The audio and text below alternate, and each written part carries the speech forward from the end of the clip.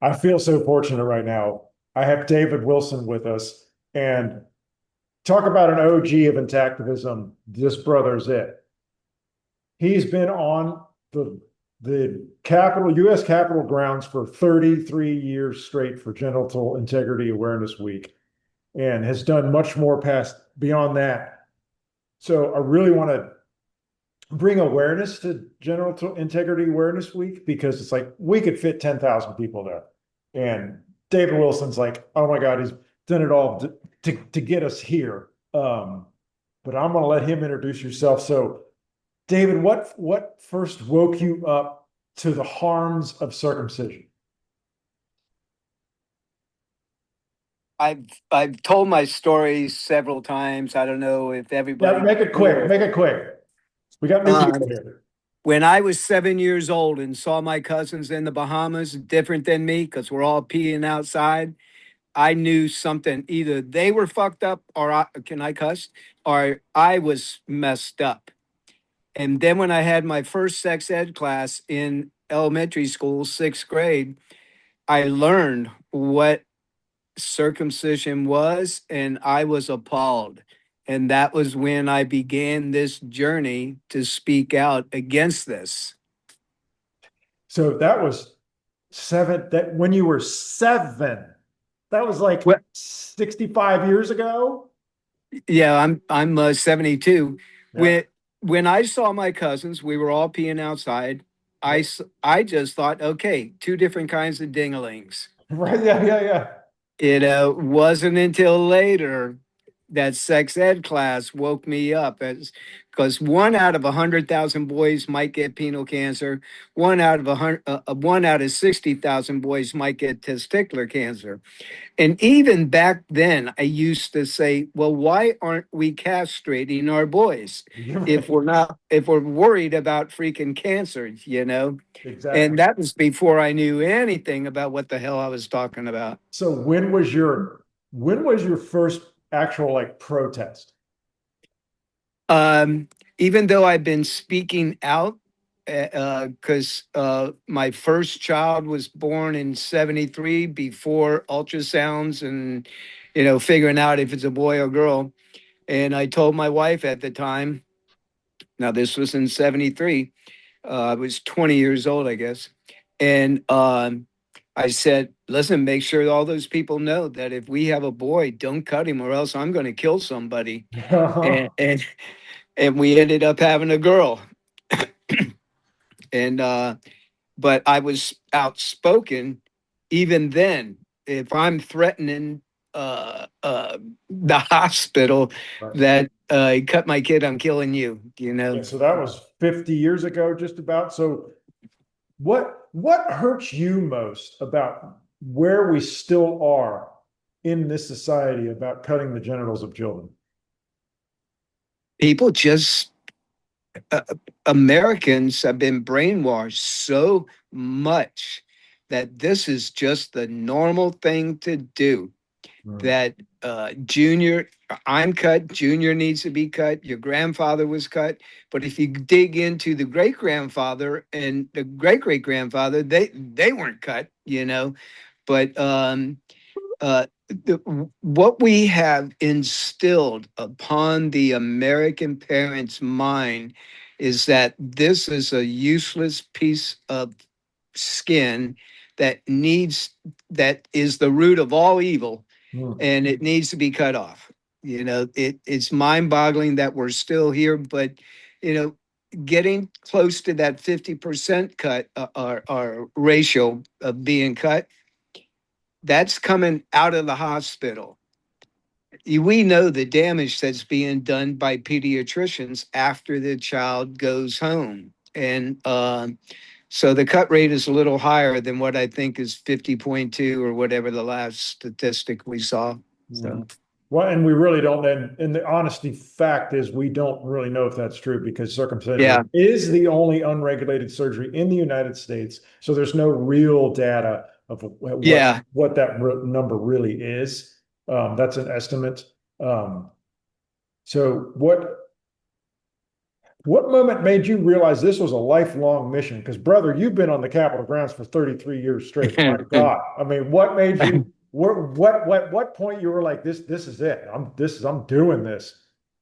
Well, when I was young, I have to admit that this is mid teens, late teens, before my kid was born. Um, I seriously thought about committing suicide because of this, because Me too. uh, I felt so violated and did, and I thought maybe by doing that I would bring attention to this insanity. And then, time goes on. I got kids. I'm raising them. I did. And then, even though still speaking out, it wasn't until I followed in my original demonstration days for fathers' rights and stuff in DC that I incorporated speaking out against this insanity. And I knew rather than taking my life that I would give an avenue, you just made a comment, 10,000 people. We're allowed 100,000 people on the west side of the Capitol. Okay. I have always dreamed that we would one day do that. And I just wrote about that on a post where I saw Peter, Paul, and Mary perform on the plaza, up there by the fountain there. And that was during the anti-Vietnam War days. So that's going back to 1970, maybe 71, I guess.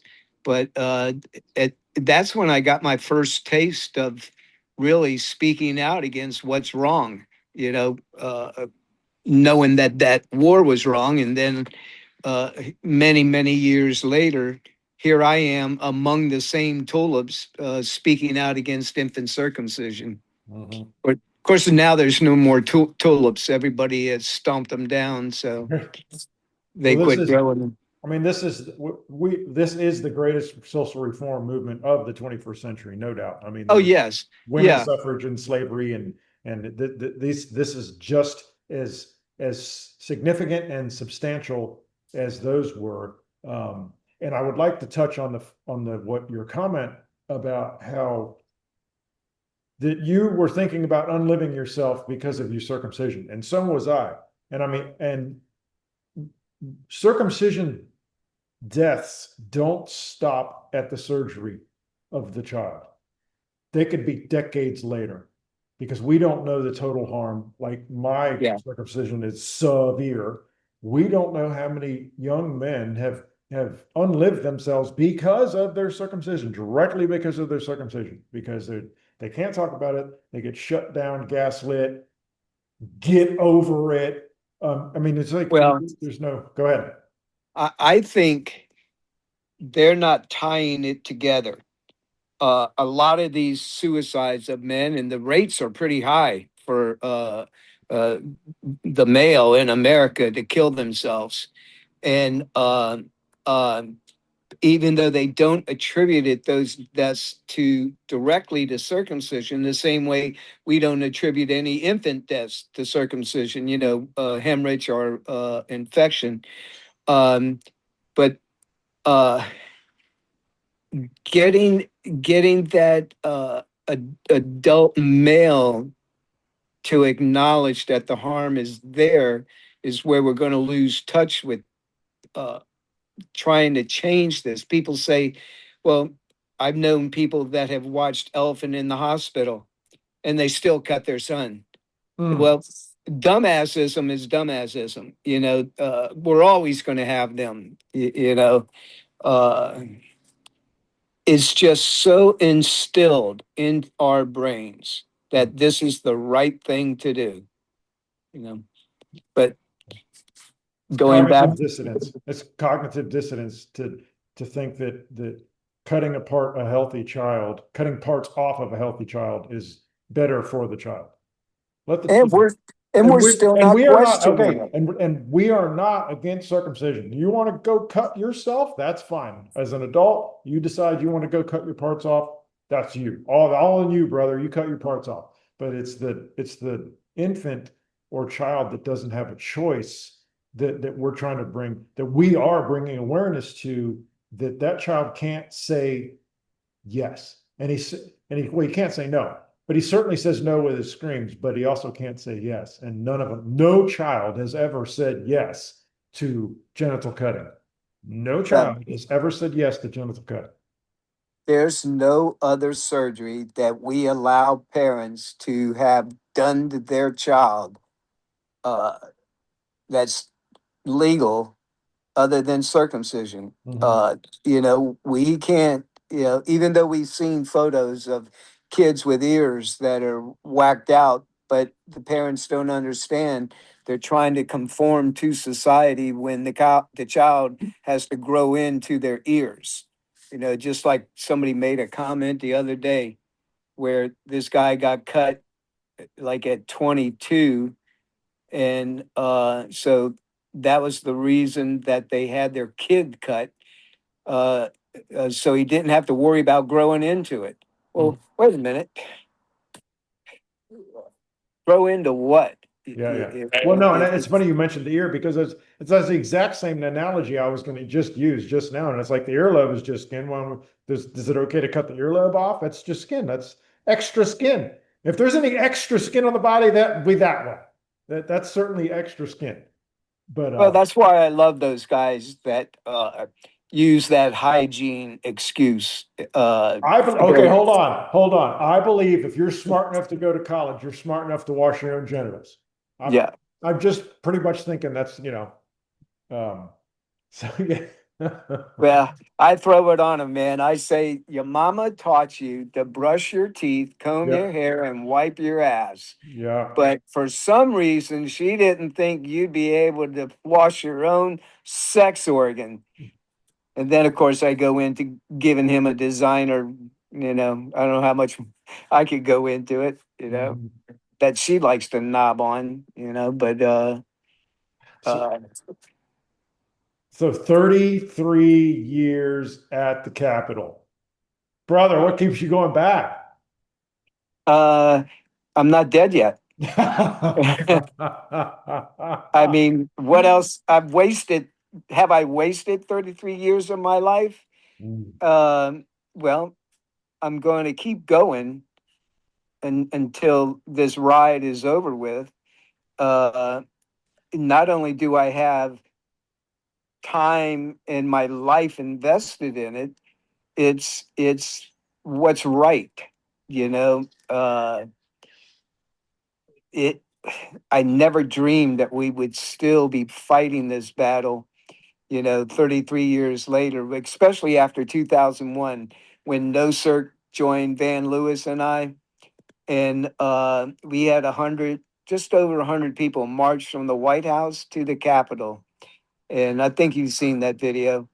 And Marilyn Milos was there, Steven Savoda was there. I mean, I looked up there and I thought, okay, we're there. We're going. mhm, We'll be building from there. And for the next umpteen years, we were running 100 people until the pandemic, and when they shut everything down. So it's been the last couple 3 years is where we're trying to rebuild where we were at. Know where we what I'm talking about, because mhm. we were running uh, around average of 90 100 people Okay. each year. But Then we have room for 100,000. yep, Mhm, yep. I always said, and I think it was Marilyn or Amber Craig from No Circ, North Carolina, that asked me, why am I moving from the East Center steps to the west side of the Capitol? And I said, because we can fit 100,000 people over there. On the east side, you just have the steps. You got a cap of 100, whatever people. And when the sun goes down over the Capitol, it's chilly there because you're on cement steps. And I knew that they were going to build the visitor center. You saw that when you were there. You go underground to go in to see the Capitol, and that's right there on the First Street where the Supreme Court is. Um, but I knew they were going to start building that, and they were going to shut down the East Center steps. So I Mhm. figured we need to move to the West Side, which, like I said, 100,000 people. We should be able to do that for one lousy freaking day. You know what I mean? Well, I Uh, mean, considering there's over 100 million genitally mutilated men in the United States as we speak, what is that? One tenth of 1% or whatever? Yeah, I honestly think that if these 100 million or whatever, the most the population of American men Mhm. actually were given the truth and they accepted learning the truth, uh, they would be pissed off and they'd come to DC for one lousy fucking day and fill the west side of the Capitol, because I think it's just like what, how many times have we had these clowns? Oh, you only got 6 or 7. You only got a handful of people. You only got this. And my reply is that it only took one to end slavery. It only took one, to speak out against this atrocity. You build from there, and even though it's taken longer than what I kind of thought, I think we had the perfect opportunity here now to focus a lot of attention on this. I think we had the perfect opportunity. So I wanted to touch on something you said, and it was you were saying how the men don't realize, and obviously, if there's over 100 million men in the United States, has been their genitals have scars from birth. They've been genetically modified, and yet they don't accept, they don't realize, they turn their back. I don't know how to explain it. I mean, how do we reach these men? How do we get to them and go, brother, I see you. I I'm with you. I've been harmed too. We can stand up together and tell and say our truth that we were cut as children. How do we do that? The We that understand, we get it. We're speaking out. We're doing what we can to end this. Those fathers that continue to cut their children because they're cut, they just lack, uh, whether it's common sense, comprehension, or pure common sense. You can't be cutting up our children like this. And I emphasize to people that we weren't cutting up our boys routinely until we got up into the 1860s. Back in the early days of America, there ain't nobody running around, a handful of people that came over on the boat, sure. But man, it sure did take hold. Uh, but it falls in line with the same rhetoric of prevents HIV. It's less of a chance of a STI or STD or whatever they're calling it now.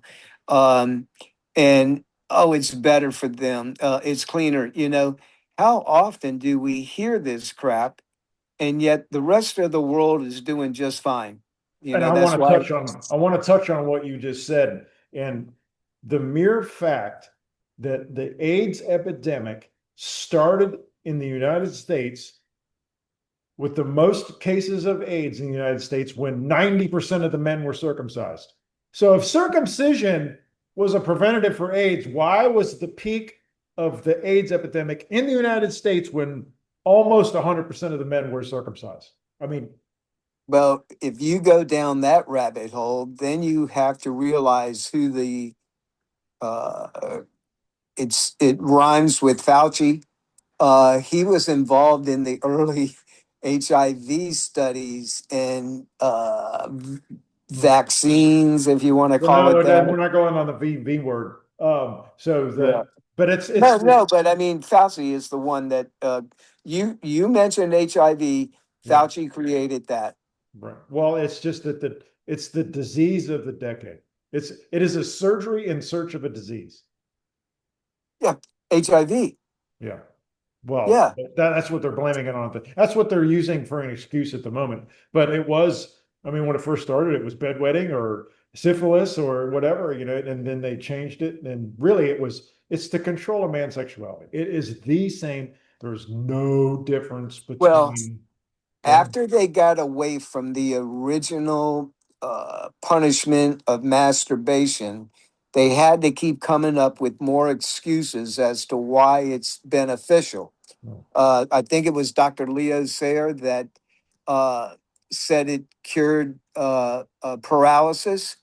That was because a young male that he attended to, his legs were all bent up out, up under him, and the nurses said that his penis looked funny.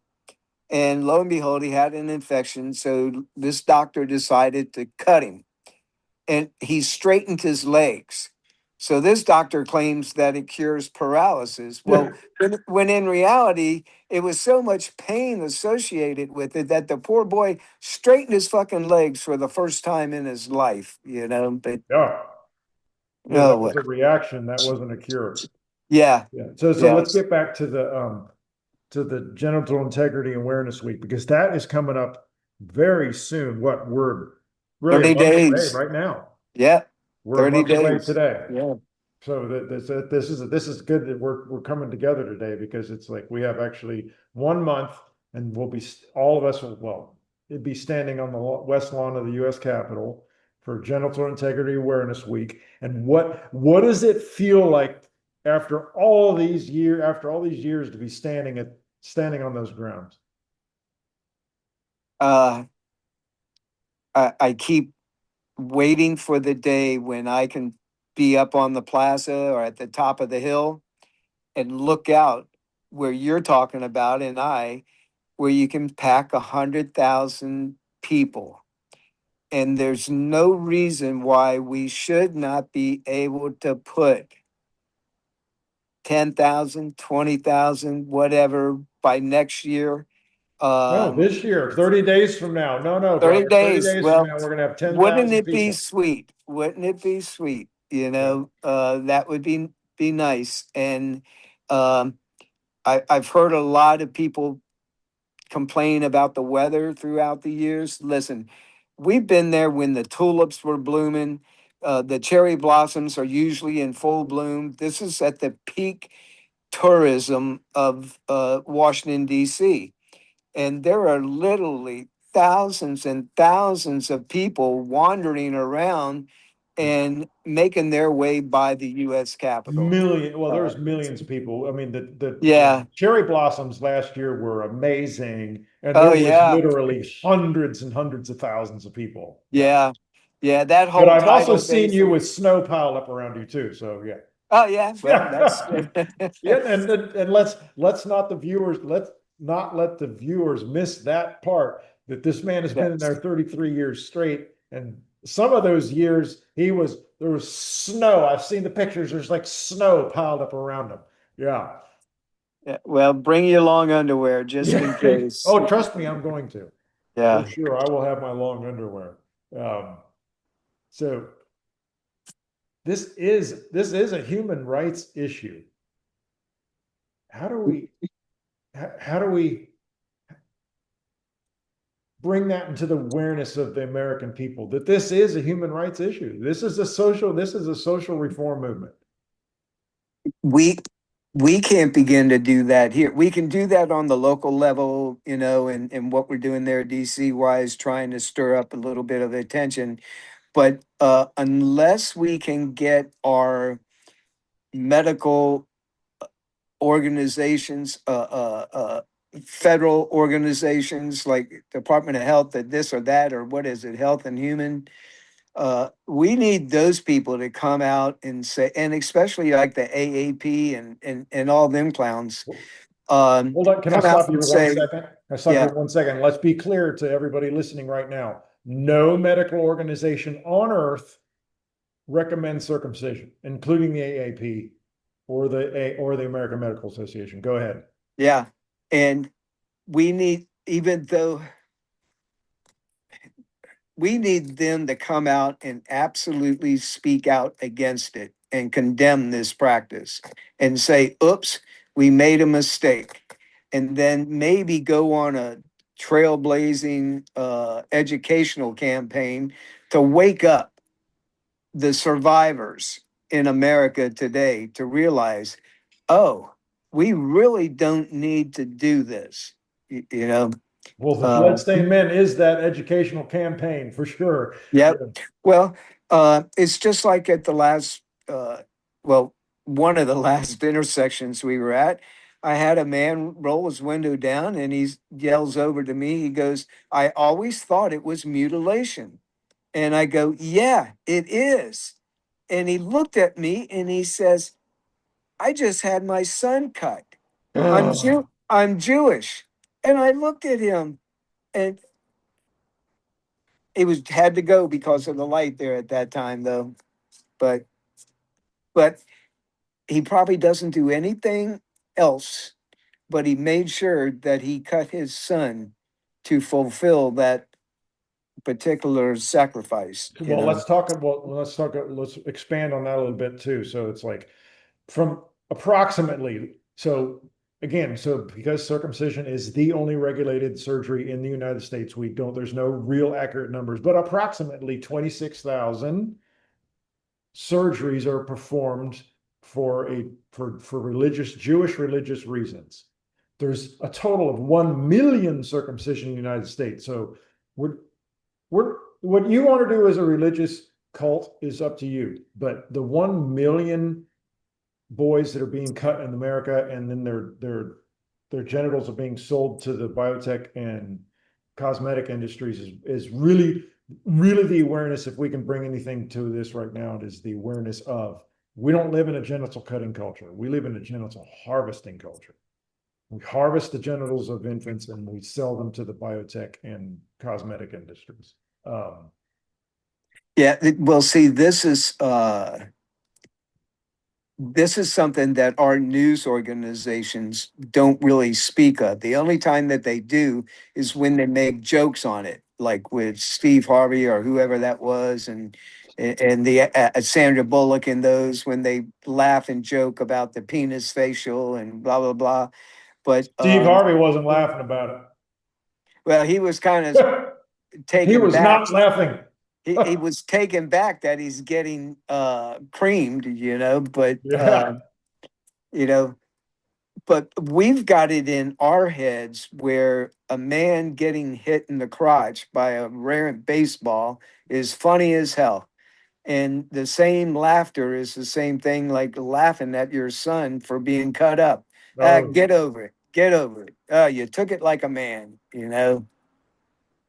why is the physical presence of why is the physical presence of us on the West Lawn still important in the digital age?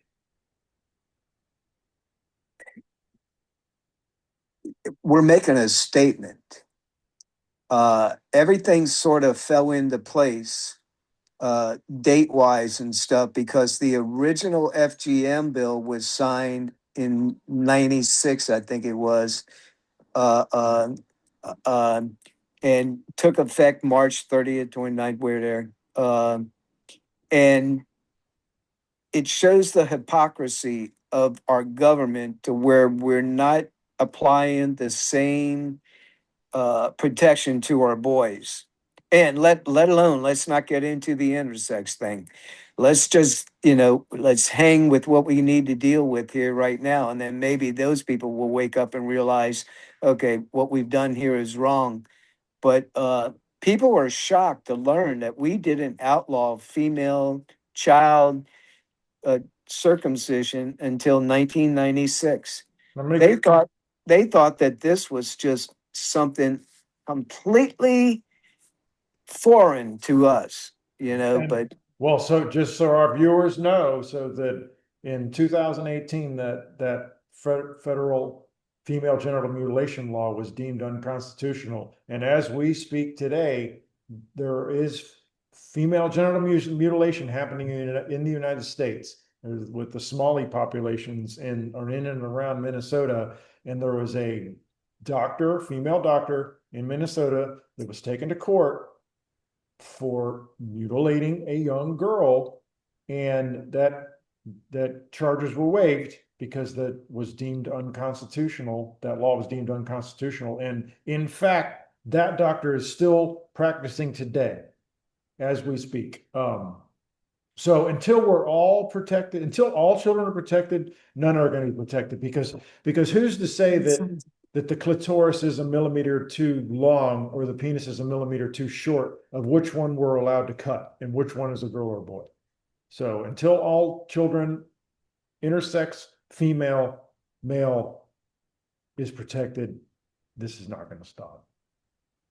Yeah, which is going to be hard to do. We're never going to end it. What we need to do is wake up the parents that we can wake up, and even into the religious aspect of it to a certain point. But look what happened in Denmark, Sweden, wherever that was, where they were going to pass a bill to outlaw MGM, and the And even Jewish. just recently in Belgium, go ahead. Yeah, and look what happened. The Jews and the Muslims came out of the woodwork screaming religious freedom, religious right, beliefs to cut their sons. And unless we end MGM, we'll never end FGM. And the people that are fighting for FGM, they need to understand they need to fight right there with us. Yes, totally. Yes. We've And got. notice, and I do support the female genital mutilation causes because of that very same reason. Until all Yeah, children are protected, none are protected. yeah.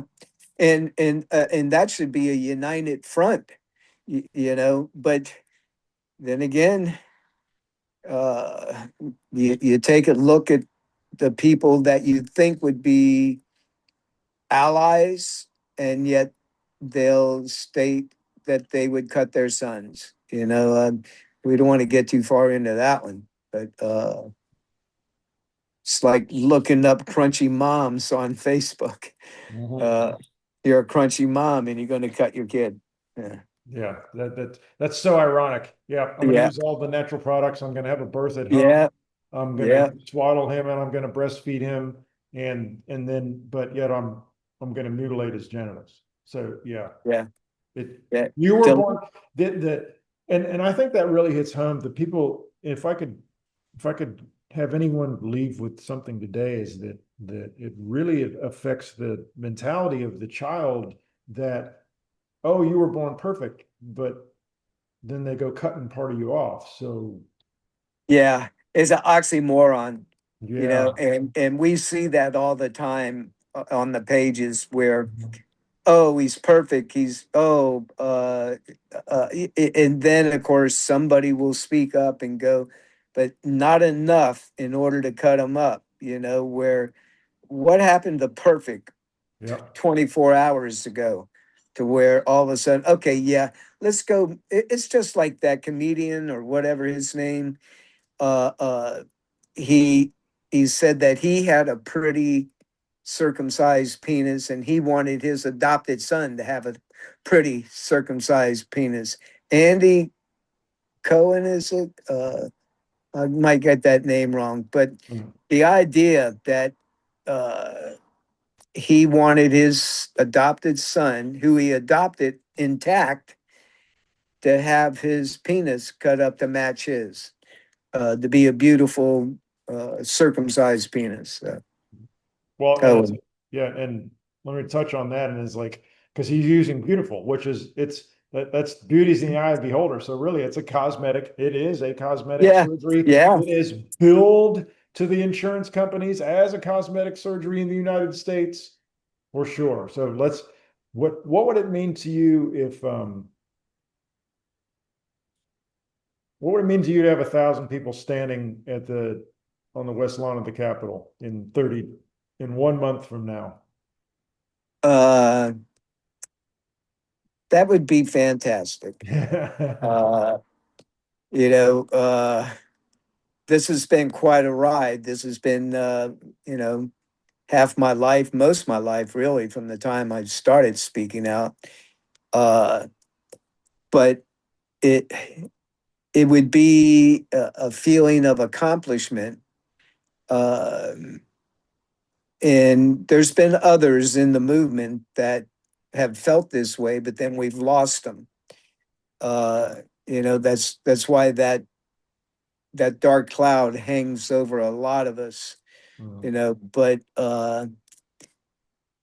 I could go to my barbecue pit, a happy man, knowing that we put 100, put 1,000, knowing the next year there'll be 10,000. Then after that, uh, you know, I'm giving myself 5 years. I don't think so, but it would be sweet Yeah. to see 100,000, 10,000. What would you say to some, well, speaking of that, so what would you say to someone that's watching right now that feels hesitant, but is also feels called to join us 30 days from now on the west lawn of the Capitol for Genital Integrity Awareness Week?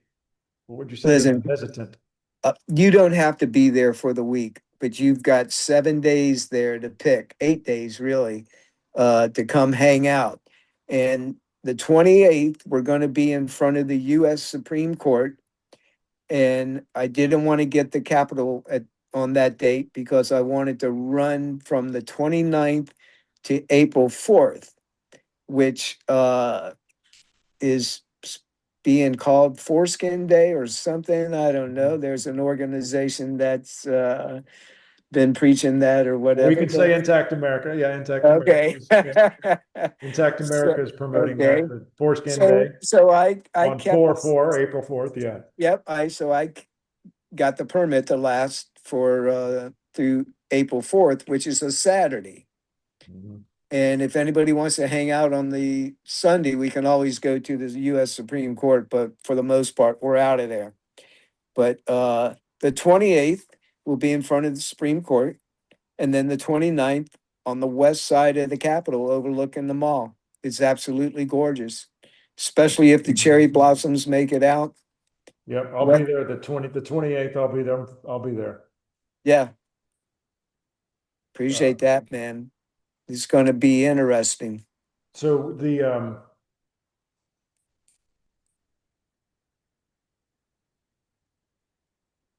we think we're getting close to a tipping point? Well, just like I said earlier, the statistics that I saw was 50.2% being cut or being not being cut in hospitals today. But that doesn't account for the boys that get injured once they go home, because of these greedy doctors or, uneducated doctors on the proper care of the intact child. So then you got parents that think they got to get in there and put a scrub brush to it, so the damage is being done. But um,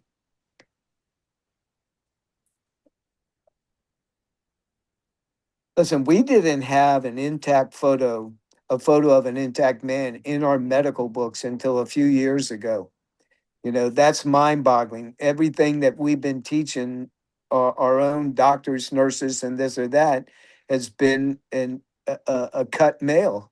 We don't need even discuss or talk about what that body part is. Yeah, the fantastic functions of the foreskin are completely omitted from the medical textbooks, which is so interesting that a human body part is not included in the textbooks when every mammal on Earth is born with a foreskin, male and female, but it's somehow it's been in the American culture that the American male is the only mammal on planet that needs immediate genital modification. And Yeah. let's be clear. Let's be clear that the United States is the only society on the planet that cuts children for non-religious reasons. The only one. Well, I don't know if they call their religion in the Philippines religious or not, There's but Muslim. it's to be. Philippines are Muslim, brother. Oh, It's a okay. Muslim population. Yeah. How did that happen? I don't know, but it is. It's a Yeah, wow. shock. Yeah, it's on But something they we didn't claim realize. it's to become a man and I guess that's the Muslim claim anyway, to become a man. Yes, Uh, yeah. Well, it's yeah. so no, the Philippines in that area it's a Muslim population. That's why they cut there. Um, what does circumcision take from a boy that most men don't realize?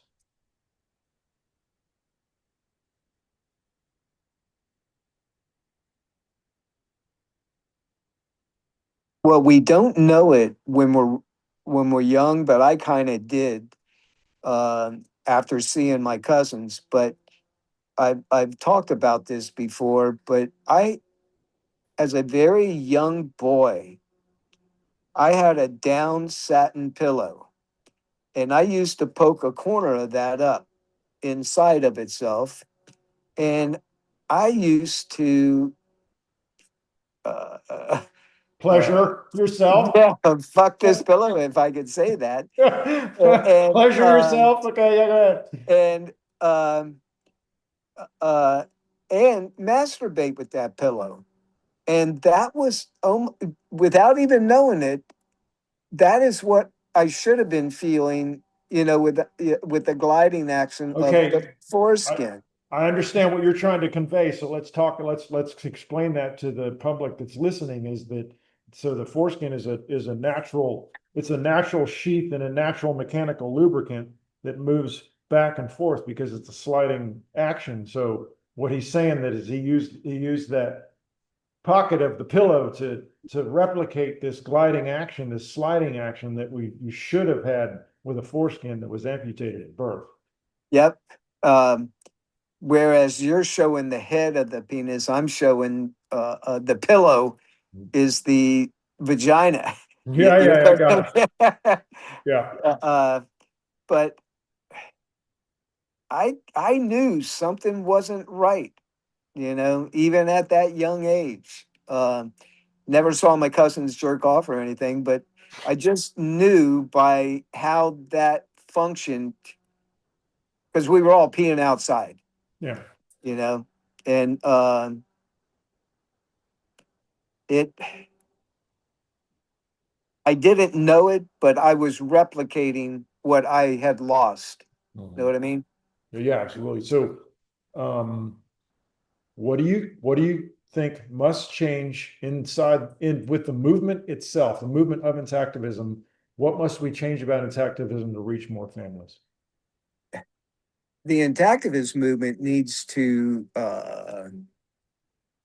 really come together and unite and get on the same page for one lousy freaking day. Uh, you got things planned, plan it around March 30th. I mean, don't plan it around GIAW, which is the 28th or 29th until the 3rd or 4th, whatever, every year. And I didn't start out doing a week. Van Lewis, I was there for a day. Then Van Lewis found me. We started doing a couple days. Then we did a week, and then damn, we did 2 weeks, and then No Circ showed up, and you know, uh, but I thought the unity had come together then, and even though we've managed to keep it together for 20 whatever years, um, I got to thank Danelle Frisbee with Saving Sons because she's been very instrumental in keeping this thing alive. Uh, uh, like I said, the pandemic hurt us, but um, it's. I used to speak out for fathers' rights, and the fathers' rights groups used to ask me, "Why can't we come together?" And I go, "Because you're a 501c3, I'm a 501c3, and if I'm promoting what you're doing with your group, it's going to take membership dues and money out of my pocket." I watched that implode the fathers' rights movement because I had 100 fathers march down Constitution Avenue with me for several years. Did that for 16, 17 years, something like that. And uh, but the mere fact that so many people are together because of what happened at GIAW back in 2001. It brought everybody together for the first time. Know what I'm trying to say there? That was when Van Lewis, he found me, then he was hooked up with No Circ. That was the early days of the internet. And then everybody invaded DC there for quite a few years. But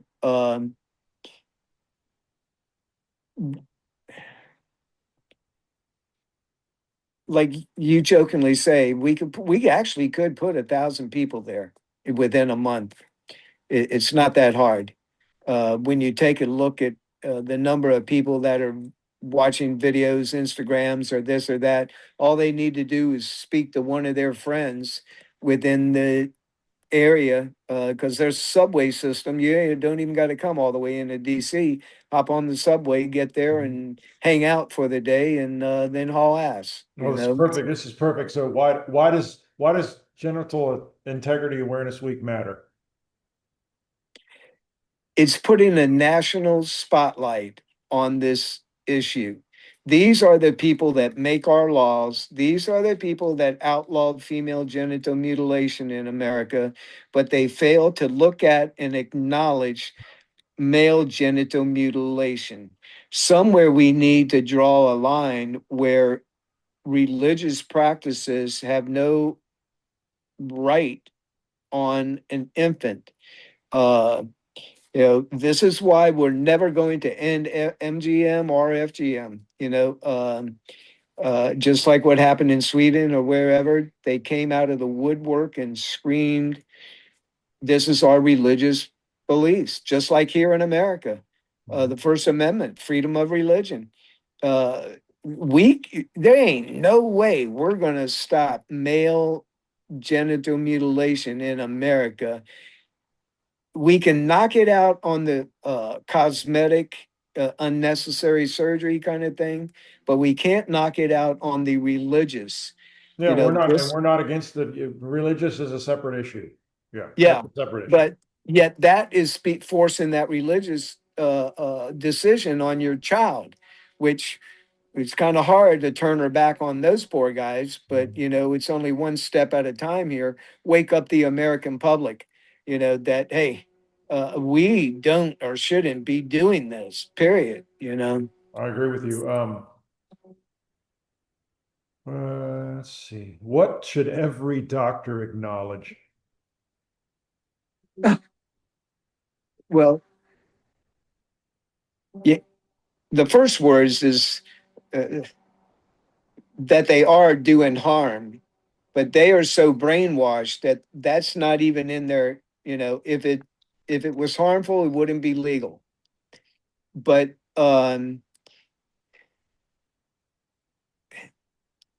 they need to acknowledge or try to define the the use and sexual function of the foreskin.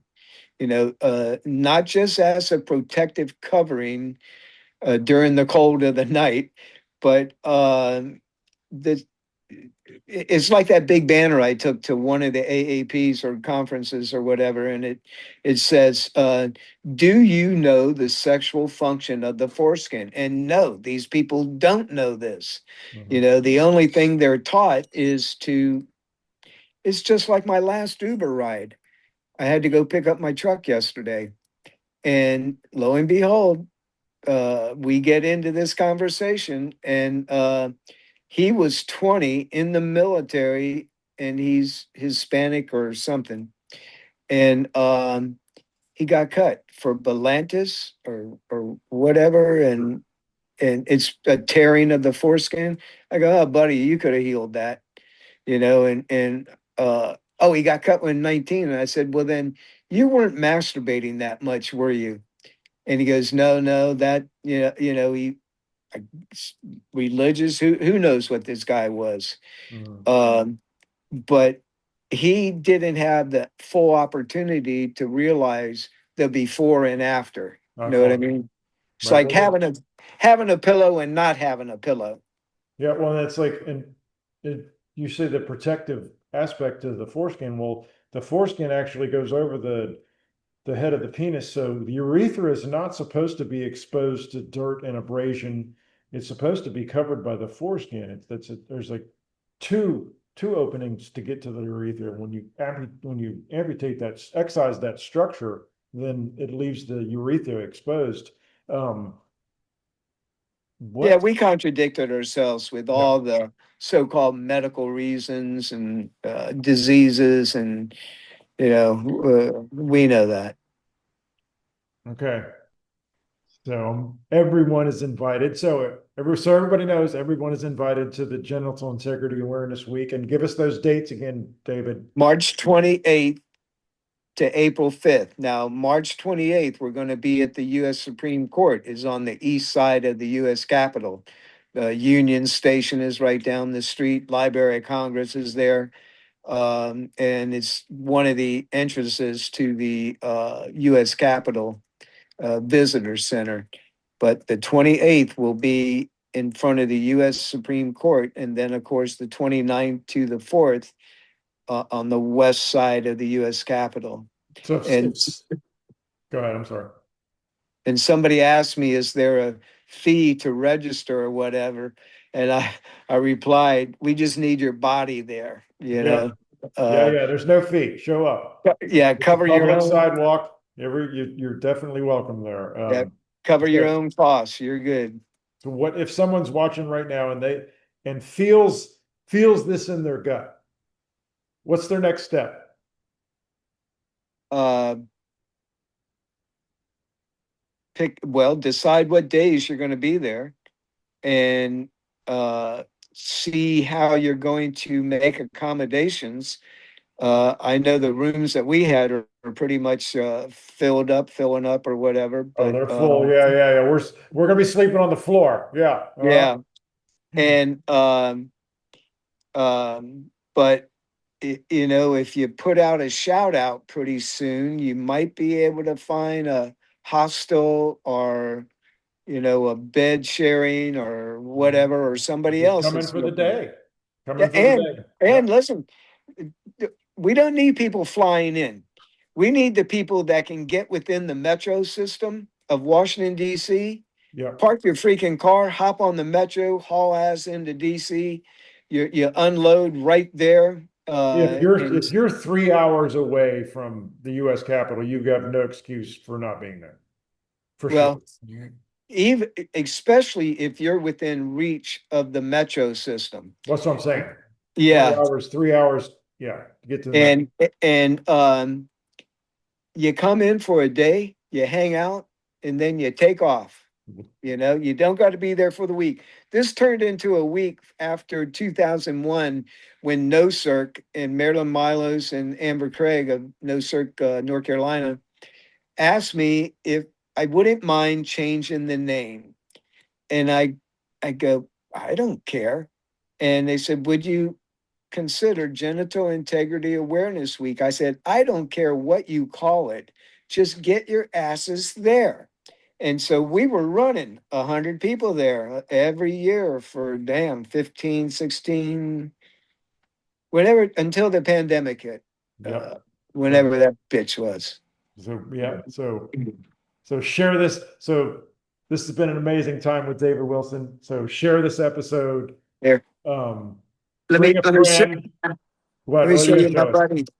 my buddy Van Lewis. Okay, talk about Van Lewis. Van Lewis and his brother Yep. got arrested December 17th, 1970, protesting at Tallahassee Memorial Hospital. And they get downtown, and the chief of police walks in and he points at him and goes, what are they here for? And the cops that arrested him go, well, they were down there in front of Tallahassee Memorial, protesting infants. And he goes, let them out of here. Yeah. And it turns out the chief of police is intact. His sons are intact. His grandfather, father, and grandfather. So the irony of Van Lewis getting arrested and then cut loose by the chief of police. Right. But I was, ever since Van came to DC, I would go to Tallahassee and demonstrate with him. When Van passed away, I've been keeping that memorial going, or that anniversary going. You know, you were there last year. And Van Lewis's daughter came out and visited us. So that was pretty cool. How many years have you been doing that? The Van Lewis, so that's December 17th, was that? Yeah.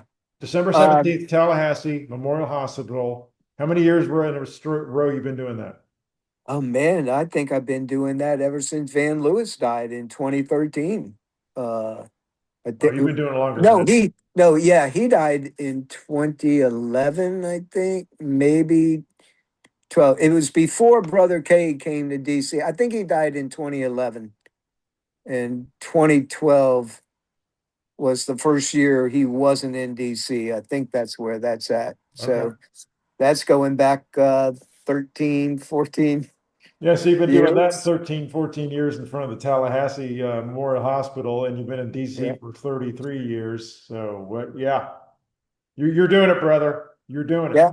I Oh, don't think anybody I don't think anybody can touch you on your dedication to this cause, this social reform movement of saving the newborn children from genital harm.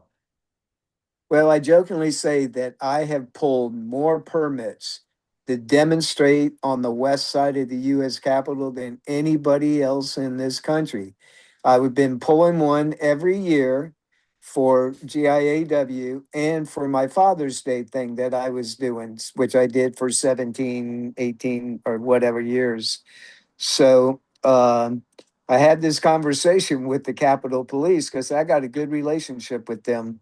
And going back 30, I've watched U.S. Capitol Police officers retire. uh, I watched them come there and leave, and we became good friends with quite a few of them, you know. But even the one that's doing the permit right now, she's been there 20 years. She says she's fixing to bail out, you know, and she remembers seeing us on the west side of the Capitol 20 fucking years ago, you know. So you've been doing GIAW longer than their careers. Yeah, longer than Wow. some of the Capitol Police. Yeah. Yeah, and then and so any of the viewers watching right now, so you just heard it from the horse's mouth that we have a good relationship with the Capitol Police there. And it's we're welcome. It's Yeah. everybody's, yeah. Hey, I had one Capitol Police officer would pull up there on his motor scooter and he'd get bumper stickers from me. That went on for years, you know, and Well, tell people what your bumper stickers are. well, one of them is honk with a heart if you love foreskin, and the other is circumcision ruined the hand job. And that slogan came about because of Joan, that this was 15 years ago somewhere there, showed up one day with that sign. And she's a nurse that had to take care of these victims, the boys that were cut. And she was threatened many times that she'd lose her job if she tried to talk to these parents, you know, and warn them, or, you know, tell them not to or whatever. But you know, unfortunately, she was in that position to where she needed her job. She wasn't there with them when they did them, but she had to take care of them after the fact, which is horrible. But anyway, that's two of the bumper stickers, and I got one that says "Question Circumcision," and then I got a couple stickers of Saving Sons, the elephant in the hospital. Mhm. Why do you think that nurse, speaking about the truths of genital harm to children, why do you think her job was threatened? Because they were going to lose income. I think if you let anybody sit and talk with a future parent and tell them, hey, listen, here's exactly what's happening. I think you would see the rate of cutting drop drastically. Know what I'm saying? Parents don't know the truth. They're just doing what their daddy did to them, what their daddy's daddy did to them. I mean, we're into this now 160 years in America, and we've instilled this into, like, of course, I'm 72, but I would have to say our fathers, our grandfathers, and our great grandfathers have been affected by this.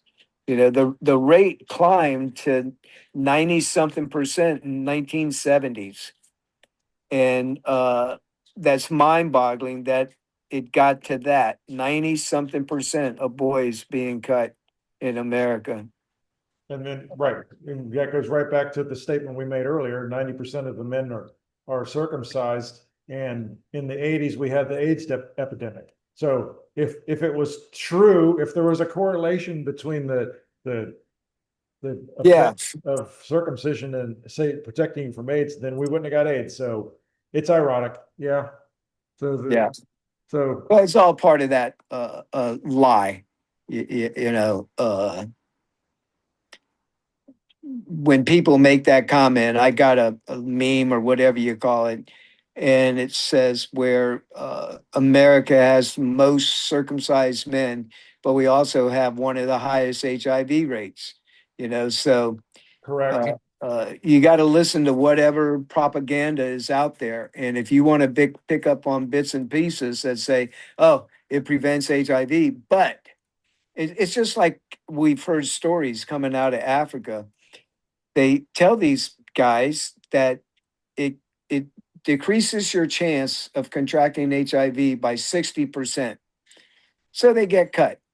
But then as they're leaving the clinic, they're told, well, listen, in order to be 100% protected, you still need to wear a condom.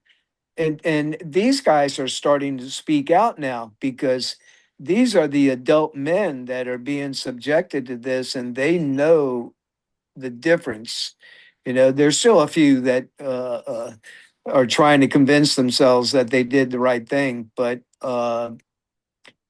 we're beginning to hear more and more of African men that got caught up in this what is it, VCCM or whatever that is, voluntary circumcision, federally funded, Bill Gates funded. Uh, did you see that latest article where a woman got sentenced to 17 years? She killed her husband because he wouldn't get circumcised.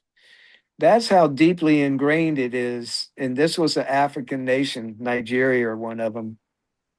I Yeah, did not hear anything about that. Yeah. yep, yep, Well, so I hope you're open. So I know you and I both wake up really early in the morning, and I hope you're open to continuing this conversation in DC, and yeah. we'll talk more about it.